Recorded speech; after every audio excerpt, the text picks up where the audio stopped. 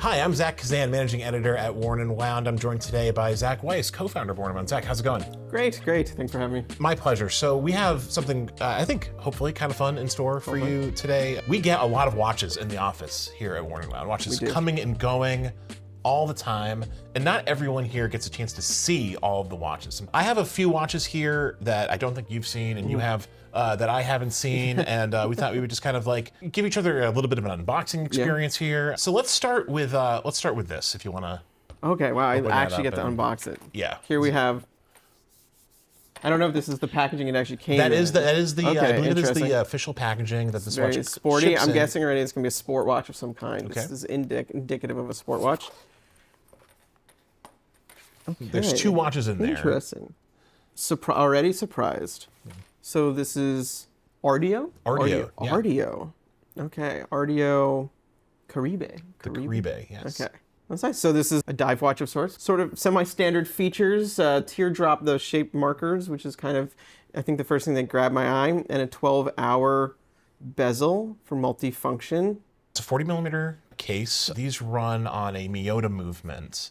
Retail price is about $500, Okay. I think, for these, maybe a little bit more. But yeah, this is a new micro brand, taking like a slightly different approach to a more standard dive watch. It's sort of a mix of some familiar pieces, kind of componentry, broadsword hands. I do like the teardrop markers there. I think, to me, that's the single thing that's making this have its personality. Yeah. Otherwise, fairly standard dive watch features. I am a fan of a 12-hour bezel over a dive watch bezel, really just functional, functionally. And just like a nice, inoffensive, kind of everyday diver. This salmon dial is particularly nice. It has like a brushed finish on it. Yeah, it has a little bit more texture than this like baby blue dial, which is nice. But I think if I had to pick one, I'd probably go with that one just for the additional texture on the dial. It just adds a little something else to it. So that's Ario. That's Ario, Yeah. the Aio Caribe. Yeah.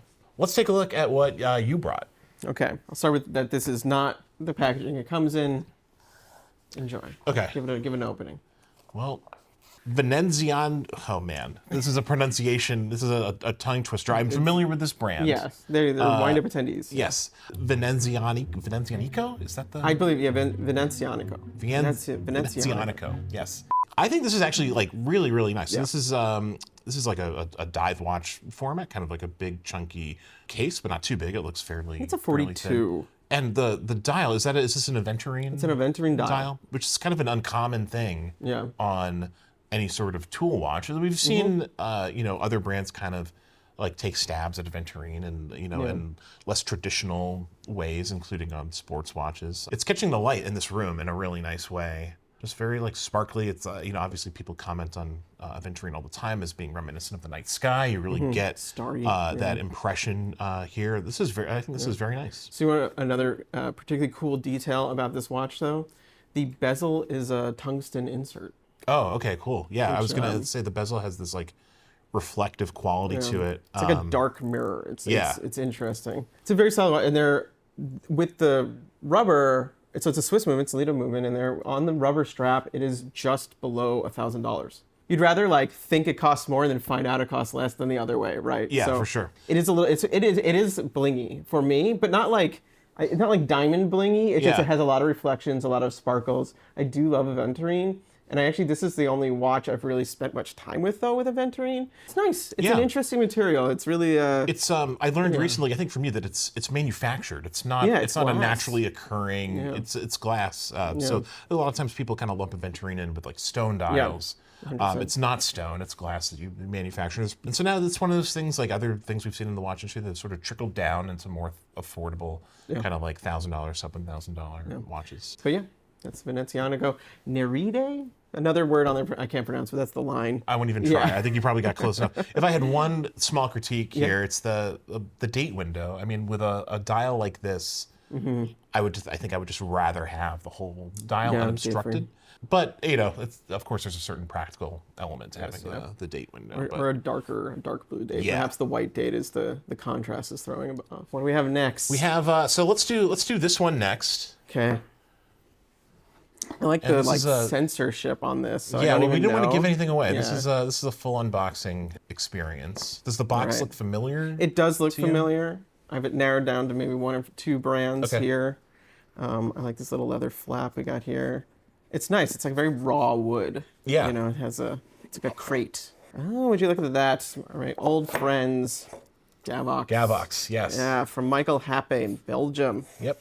Yeah, this is cool. So this is the new version of the Avid Diver. Yes. Right. Yeah. I remember when the original Avid Diver came out, it stood out back then because of the bezel, which it looks like it still has. Yeah, so it's an internal rotating bezel, but instead of like the bezel moving, it's a little arrow moving around, which is really cool. Yeah. You know? It's sort of a different execution. Different kind of functionality, sandwich dial, big 369 numerals, and that kind of open typeface. And then this one, so it previously wasn't a GMT, and now it's a GMT thanks to the affordable GMT movements. Exactly. Out there. Is this the, so this is the Seiko. I can tell from the rotor here.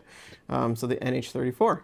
Yeah, that's very cool. I've always, GAVOX is a brand we've been a fan of for a long time. At Warner Wound, once again, Michael Happe. They've been around since 2011. Yeah, old school micro brand. Yeah, one of the first. I mean, it's pretty different, actually. I feel like there used to be more of these sort of Bell and Ross numeral sort of style aviation watches. They were kind of lumped into like not a pilot watch, but an aviator watch. There used to be more of them. So, and they've disappeared. So actually seeing one is kind of refreshing. There is something kind of like nostalgic about it. It definitely is a larger watch. I don't remember how large the originals were, but by memory, they were smaller. The thing, and this is like for all watches, I don't like vertical brushing. And so I see vertical brushing, it just irks me a little bit. That's maybe just a me thing, but it makes the side of this case feel a little harsh. It's nicely executed, though, I think. Obviously, everyone has their preference, but I think it's, you know, for a watch at this price point, I think it's like, it's pretty nicely done. What is the price point on this? The price point on this is between 650 to 750 euros or so, depending on specs. Okay. Speaking of specs, I have one more. We have one more. Oh, bonus. One more thing. Bonus. Might look somewhat familiar, right. but I wanted to show you this one as well. Well, this packaging is, once packaging again, is not familiar, the of course, packaging, because this is an Adapt EDC pouch. Wow. It's a GAVOX. It's another GAVOX. Wow. Yeah, this one's all... That was a good surprise. I did not think you doubled down on the last watch. All matte black for this one, which I think gives it a very different look. Yeah, I quite like it with the kind of tennis ball yellow color there, which is something I'm a fan of. And there's an emblem on this one and some words. It says, "Nobody gets left behind." Yeah, so these watches obviously have like a real kind of like military influence. And I believe they made some watches specifically for branches of like different military branches. So I've been friends with Michael on Facebook and I follow him on Instagram since, once again, it's a brand that goes back for a while. And he's always traveling to like deliver groups of watches to squadrons, different places in Belgium and in the US. So I think just like, regardless of that emblem, I immediately prefer this model. Yeah. It has a simplified bezel, it has a simplified dial. I don't know, makes it more modern and aggressive. It's also a watch that just looks really good in black. Yeah, it does, and I like the little like pops of yellow on the crown. Like, I think that's a really internal cool bezel crown has that little triangle. Yeah, once again, pretty cool. That's cool. That's cool. A fun throwback, I think, to kind of like early micro brand days. It's nice to see that they're still doing their thing. Zach, thank you for showing me these watches. Of course. I think next time I'll try to have more. Ironically, we're both usually in the loop on these emails, so I'm just gonna be a little secretive and I'll just keep some Fair from enough. you. Yeah, I know there's actually a few coming in, and then maybe you'll be around in like another few weeks, and we'll have more to show. Let us know if you like this segment and this concept of sort of like genuine sort of reactions to watches. I think it was fun. Yeah. It's not uncommon that we get to do this. And if you're a brand out there and you want to send us a watch to get a reaction like this, feel free to reach out, drop us a comment below, or hit us up at info@wornandwound.com, and we will try and set that up. Thanks so much for watching, and we'll see you next time.